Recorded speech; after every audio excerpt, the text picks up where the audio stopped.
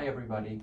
Today's topic is how you can qualify under one of Canada's 100+ immigration programs. And literally, there are more than 100 programs that one could look to if you want to immigrate to Canada. Canada's immigration policies are shared with the provinces. Under the Canadian Constitution, immigration is a shared jurisdiction, but that's only if the provinces have programs and policies, and in fact, all of them do now. Historically, the federal government was solely responsible for bringing in almost all of newcomers to Canada. Last year, 2019, the latest figures, 341,000 immigrants were admitted to Canada, and about 30% of that were individuals who were chosen by what we call third parties.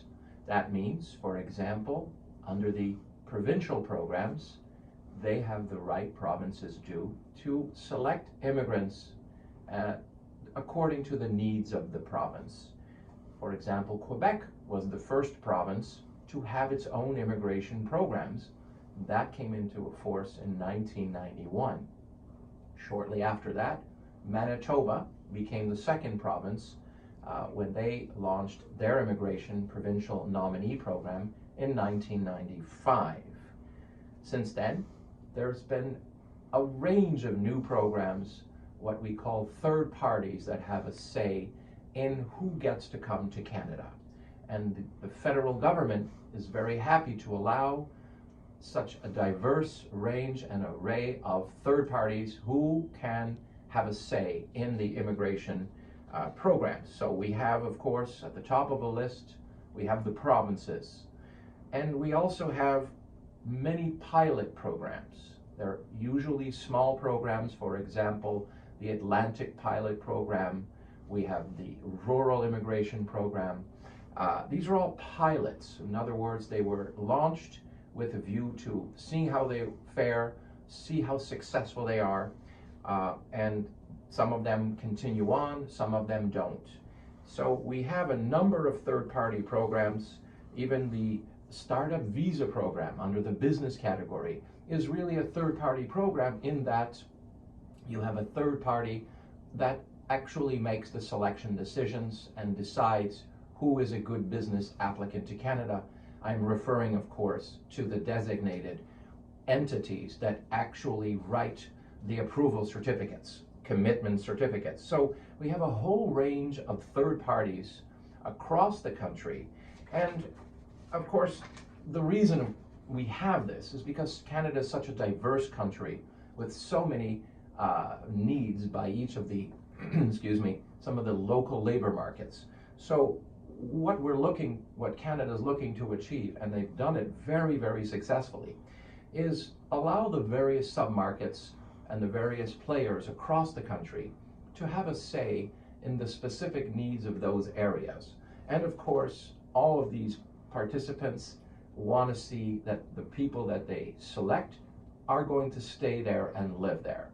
That's been a problem over the initial years. Many years ago, people were using different programs to apply under, but they weren't staying there. So retention was a challenge for many of the provinces. Quebec, of course, was facing many challenges under its immigrant investor program, where people would access Canada through the Quebec program, but not necessarily stay there. But with a number of programs that have come aboard and are on stream now, people are staying and they are enjoying the qualities of life that present from those areas. So immigration is now decentralized. We have what is called a decentralized immigration structure in Canada. It's very successful, and it's become a model for some other countries as well. And again, as I mentioned, it's about the varying needs of the labor markets. For example, truck drivers on the lower side, on the lower skilled, have wonderful opportunities in different programs. For example, Manitoba or British Columbia or some of the Atlantic provinces, they are specifically targeting long-haul truck drivers.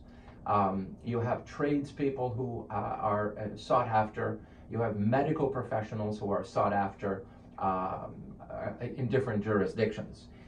So really, you must really look at the complexity that immigration really presents today. If you're an intending applicant to Canada, you first need to realize the choices are quite wide and varied. The typical route to Canada is the Federal Express Entry system, but for many people, that might not work for a number of reasons. Either your score would not be high enough, in which case you need a hiring employer to help you through, to sponsor your application. So what you want to know is, what is the best strategy that works for you? And to do that, you really have to be working with an eye on all the various programs that open and close at any given time. For example, we work with a number of physicians that are immigrating to Canada. Typically, a physician could apply under the Federal Express Entry system and perhaps apply for a work permit if they were to find employment in a particular clinic and apply for an LMIA. But that would not be the fastest route if you're perhaps going to, say, British Columbia, because British Columbia has an agreement under the international mobility rules. British Columbia can allow a foreign doctor who comes from a certain country that we're working with, it has to be certain jurisdictions, that the physician would qualify for an exemption for a labor market opinion and get a very fast, expedited work permit, which then can be matched up with an application for permanent residence under the BC nominee program under the skills side of things.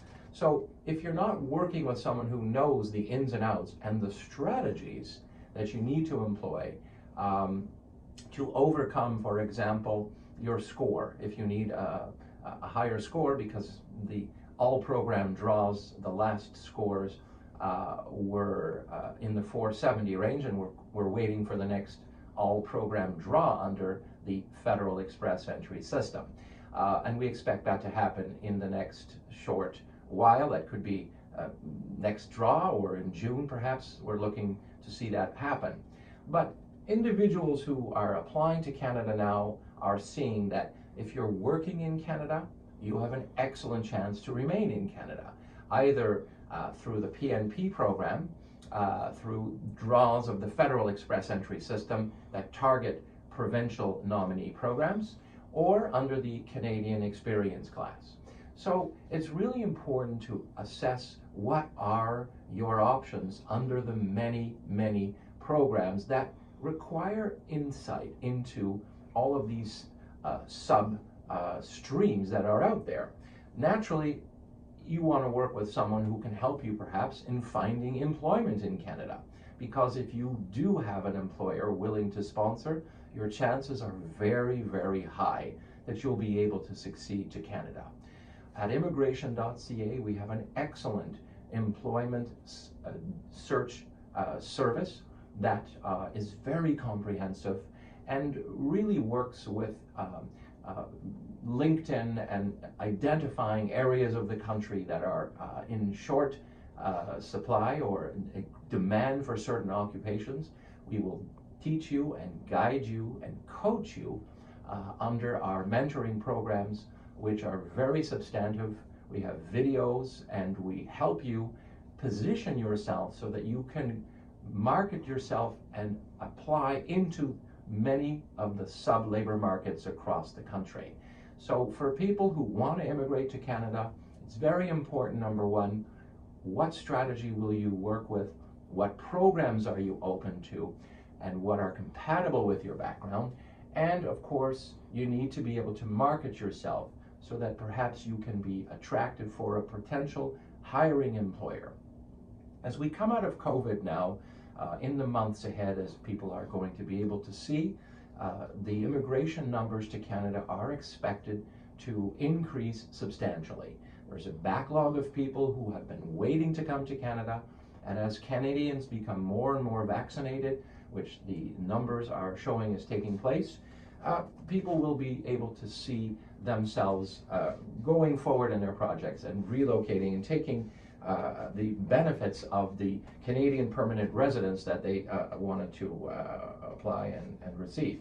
Now, again, what's really important is these days the numbers in Canada are very significant. The federal government is mandated to bring in 400,000 newcomers to Canada in 2021, and of course this is coming on the heels of in Environics polls. Numerous polls in Canada show that Canadians are very welcoming with managed immigration levels. And so if you want to be part of these very interesting opportunities to Canada, Canada being a great choice for a number of reasons, it's important to work, as I said earlier, with a trusted group that knows the ins and outs of the 100 such programs that you might be best suited for. Take a look at our articles that we're writing of late, on our news articles. Follow us on social media. Like our content, please. Thanks so much for watching today.